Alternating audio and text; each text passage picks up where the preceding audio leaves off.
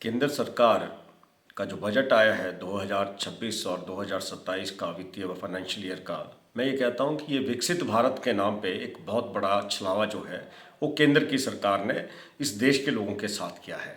और मैं कहता हूँ जहाँ तक हिमाचल प्रदेश का प्रश्न है, तो हिमाचल प्रदेश के हिसाब से अगर इस बजट को देखा जाए तो यहाँ पे ना कोई टूरिज्म सेक्टर की बात की गई है, और यहाँ पे जो सबसे बड़ी जो टेक्नोलॉजी हिमाचल प्रदेश के अंदर जो कारगर हो सकती है आपदा के समय पे,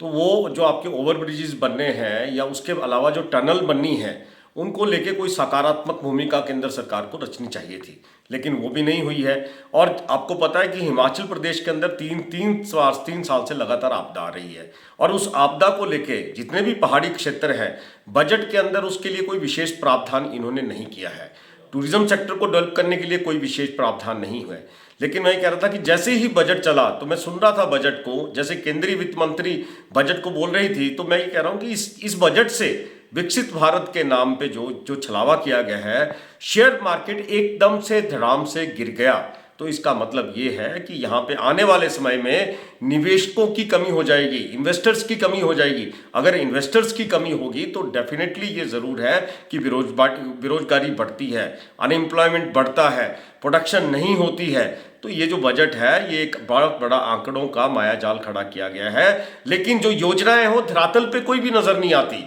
मैं ये कहता हूं कि यहाँ पे जो शिक्षा का क्षेत्र है, शिक्षा के क्षेत्र के अंदर जो क्वालिटी और क्वांटिटी मेथड अपनाए जाने चाहिए थे वो नहीं अपनाए गए हैं। और हमेशा ये वादा किया जाता है केंद्रीय बजट के हिसाब से कि जो दवाएं हैं, जो हमारी जीवन उपयोगी दवाएं हैं, उनके रेट जो हैं वो सस्ते होने चाहिए। हेल्थ सेक्टर के अंदर अगर ये देख लीजिए तो मैं समझता हूँ कि वहाँ पे भी जो दवाओं के रेट कम होने थे, आवश्यक दवाओं के रेट कम होने थे, उनको लेके भी कुछ खास प्रावधान नहीं किए गए हैं। तो बजट जो है एक बड़ा विस्तृत डॉक्यूमेंट होता है, लेकिन जितना मैंने उस बजट को सुना और जितना मैंने उसको एक्सप्लोर किया तो मैं ये समझता हूँ कि विकसित भारत के नाम पे ये बहुत बड़ा छलावा है। और हिमाचल प्रदेश के जहाँ तक किसान, बागवान या छात्र, जो मजदूर वर्ग है या मनरेगा में जो काम कर रहे हैं, उनके लिए कोई विशेष प्रावधान नहीं किया गया है। अब ये हमेशा दावा करते थे कि किसानों की, मजदूरों की आय को डबल करेंगे, लेकिन मुझे लगता है कि धरातल पे कोई भी योजना इस बजट के अनुसार जो है वो उतरती हुई नजर नहीं आती। तो मैं ये कहता हूँ ये जो बजट है